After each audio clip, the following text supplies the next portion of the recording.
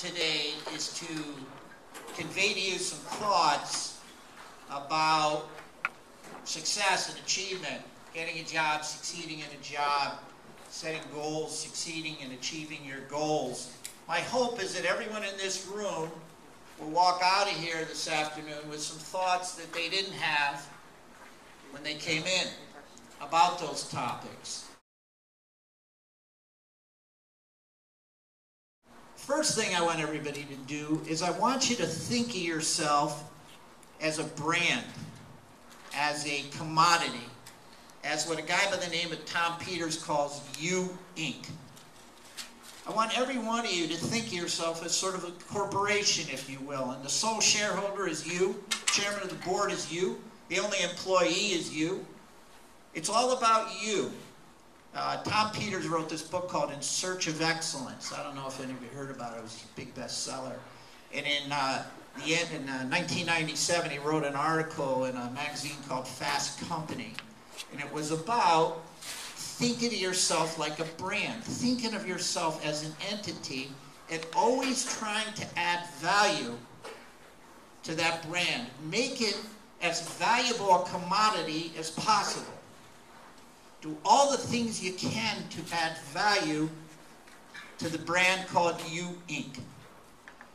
And that's really sort of the first lesson I'd like to convey to you. Think of yourself that way. Think of yourself as a business.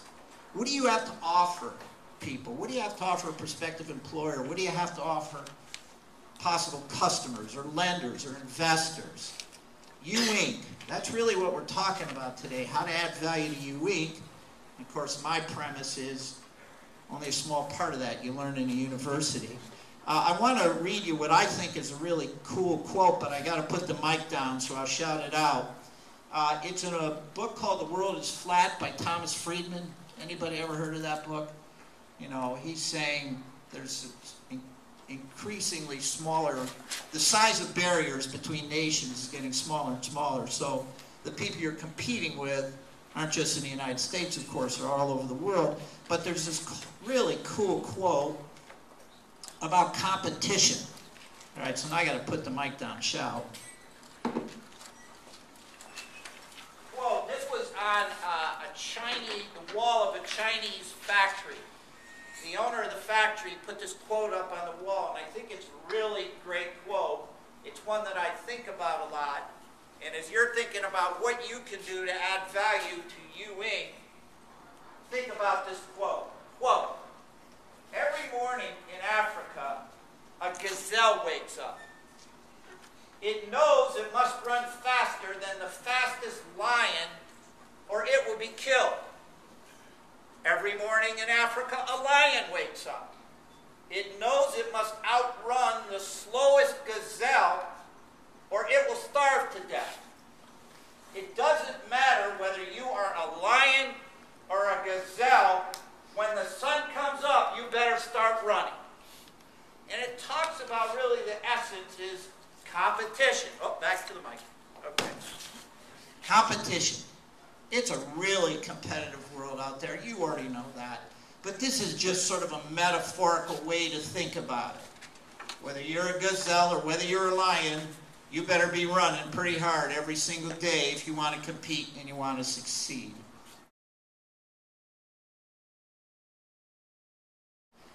I don't care how smart you are, how talented you are, if you can't sell, you're not going to hit your maximum potential. Now, sales is just about human psychology. Sales is about understanding how I can convince this gentleman here in a striped shirt to buy whatever I'm selling. Maybe I'm selling a product, a service, an idea, an investment. Maybe I want a loan. I got to sell him on my proposition. Sales is all about psychology. In our book, Street Smarts, we talk a lot about sales. There's principles. Let me give you a couple simple examples. There's something called the law of scarcity. You all know this intuitively.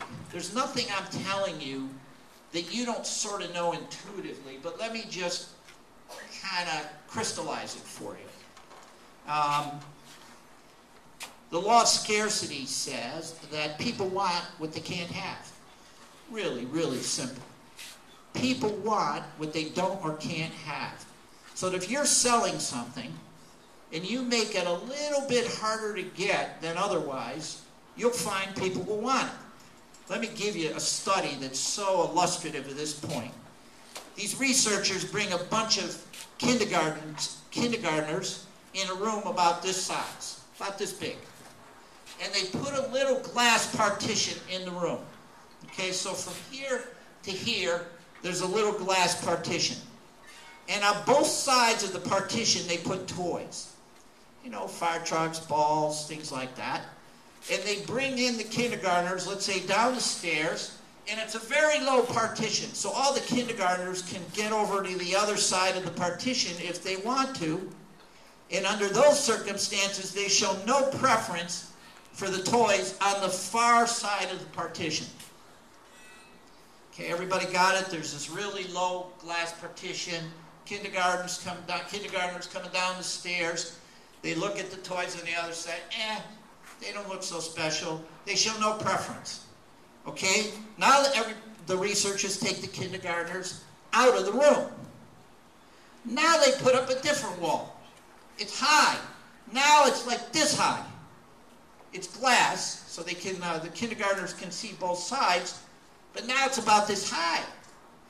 The toys are the same. Nobody moves any of the toys around. Now, an hour later, they bring the kindergartners down the stairs. Now what do you think happens? Yeah, they all want the toys on the other side of the glass. Now what's that about? You know what that's about? That's human nature. People want what they can't have. There's been a lot of stories in the sales lore about companies that made their products seem exclusive and expensive by raising the price.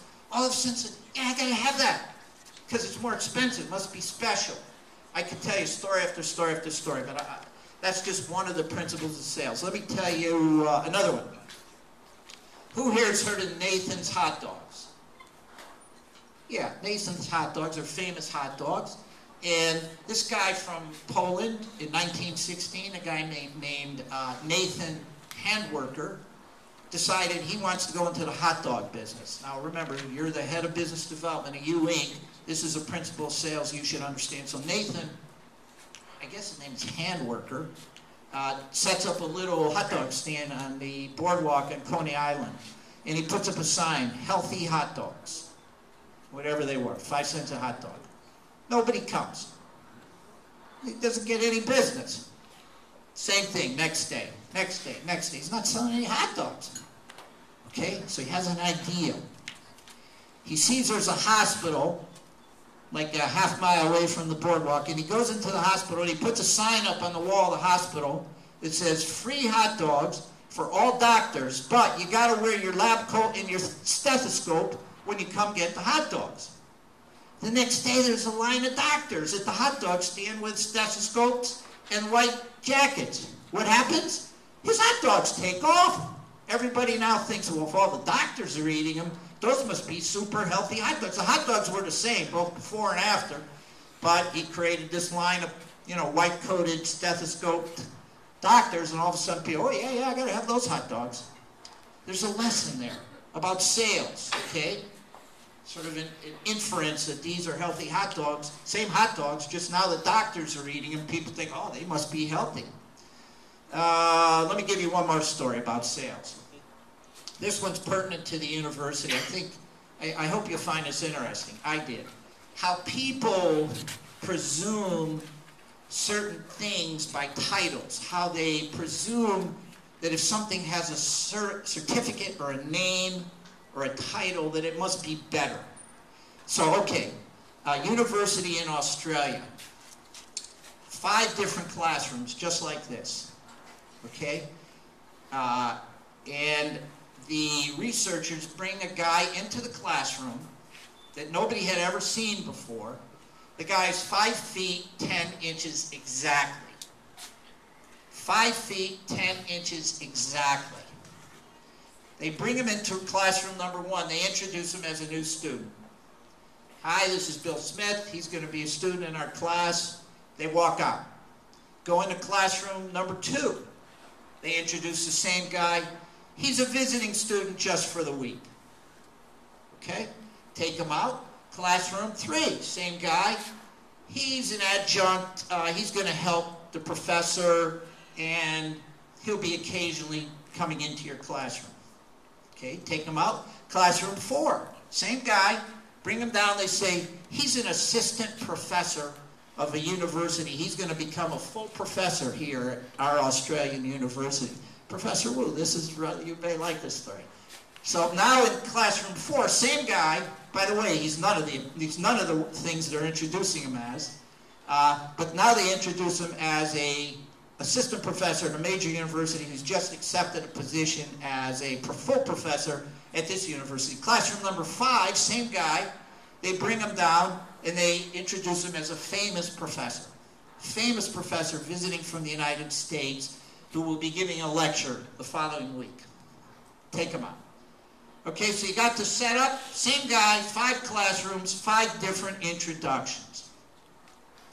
Next day, the guy's long gone. The researchers say to everybody in the room, how tall do you think that guy was? Classroom 1, where he was introduced as a new student, he was about 5'10". That was the average guess of the 50 students. Okay, that's right on the money. Guy was 5'10". Classroom 2, where he was a student from another university just here for the week, average guess 5'10". So far, so good. Number 3, classroom number 3, where he was going to be an adjunct helping a professor, you know, for in and out of the classroom. Okay, 50 students. Write down how tall you think the guy was. 5'10" again. So far, so good. Here's what gets interesting. Guess what happens in classroom number 4?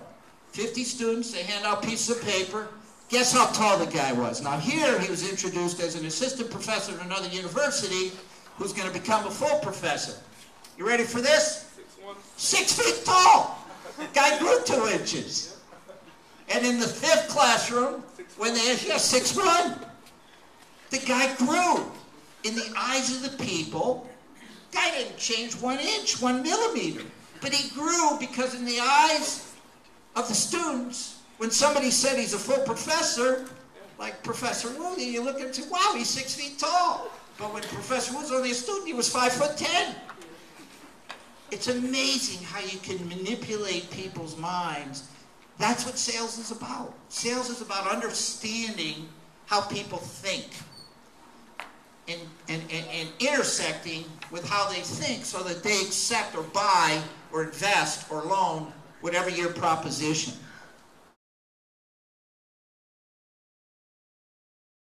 Networking. Oh my gosh, talk about an important topic. Whoa. In our book, we talk a lot about networking. I got to tell you a story, and this story makes me sound pretty smart. Let me tell you, I wasn't so smart, but it certainly made me a believer in networking. So forgive me if this sounds like chest pounding. It's not. It's just to illustrate for you the importance of networking. When I got out of law school, I said to myself, you know what? I'm going to be the smartest lawyer ever. I'm going to read all the books. I'm going to know every little detail of the law. I'm going to be so smart. Clients will flock to me. They'll flock to me. So for the first 5 years, after I got my law degree, that's how I operated. You know, if I had free time, I was reading the law books. Now, a contemporary of mine, he gets out of law school, he could care less about the law books. Instead, he goes to all the cocktail parties, the meet and greet events, all the, picnics, anything he can go where he can hand out his business card, he does it. And I'm looking at him, he's getting all the business, and I'm sitting home reading my law books. Say, this is not good. This is not good. I got to learn about networking. So I decide I'm going to turn over a new leaf, New Year's resolution, I'm going to become a good networker, all right? By the way, in the period after graduating law school, I also got my real estate broker's license. You got to understand that to understand the story. All right, now I'm this new guy. I've decided I'm going to be a networker. So that spring, I'm at a party. The new me, the old me, would have been in the corner reading the law book. Not really, but I wouldn't have been in such a meet and greet mode. But now I'm a guy, I'm a networker, so I'm in a meet and greet mode. So I go up to a guy and I introduce myself. Hi, I'm Jim Randel. I'm a local attorney and real estate broker. And he says, hi, my name is Steve. I'm also a real estate broker in New York City. And we exchange cards, the entire conversation, maybe 10 minutes. But we exchange cards. Now, 3 months later, I get a call from this guy, Steve, who I never would have met, but for the fact that I decided I'm going to be a networker. Steve calls me and he says, hey, Jim, I heard that there's this guy who lives in the same town as you named Eric, and Eric's the head of a company that may be moving into New York City. And if I, Steve, could get that assignment, I'd earn a commission, and you, Jim, would get a referral fee. In the real estate brokerage world, if you send somebody business or help them get business, you get a piece of the commission, what's called a referral fee, usually about 15% of the commission. Okay, so I never really knew this guy, Eric, but I had met him once, just once, briefly. But again, the old me would have said, no, I can't call him, I don't know him. But the new me didn't think that way. The new me, Mr. Networker, says, I'm going to reach out to Eric, because I did meet him once just for a minute, and say, hey, Eric, a friend of mine's a really good real estate broker in New York City. He heard you might be moving your company. Would you be willing to take a meeting? So I call Eric. He was a little brusque because he didn't really know me. He says, yeah, I think I remember meeting you. What do you want? I say, well, I wonder if I could set up a breakfast meeting with my friend Steve and you, just in case you want to meet a really good real estate broker. All right, have him call me in a month. I'll meet him. And he did. Now, my total investment at that point was about 20 minutes. 10 minutes meeting Steve, 10 minutes following up with Eric. Got it? Fast forward 6 months. Get ready for the happy ending here. I get a call from Steve, and Steve says to me, hey, I really want to thank you for introducing me to Eric. His company did move into New York City. My company did get the assignment. And my company earned a brokerage commission, and you're entitled to a referral fee.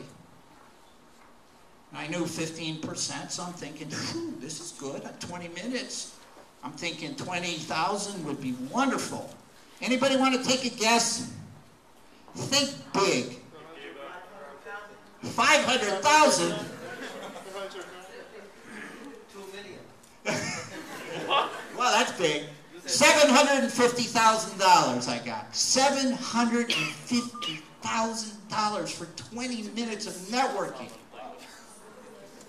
Eric's company turned out to be a big company. The deal in New York was a huge deal.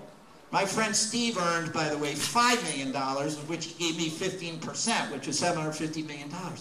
20 minutes of networking. You think I'm now a pretty good networker? Boy, that story is once in a lifetime, obviously. That doesn't happen every day. If it did, I would be on some island somewhere, not here. But you know what? I became a very, very converted networker from that point on.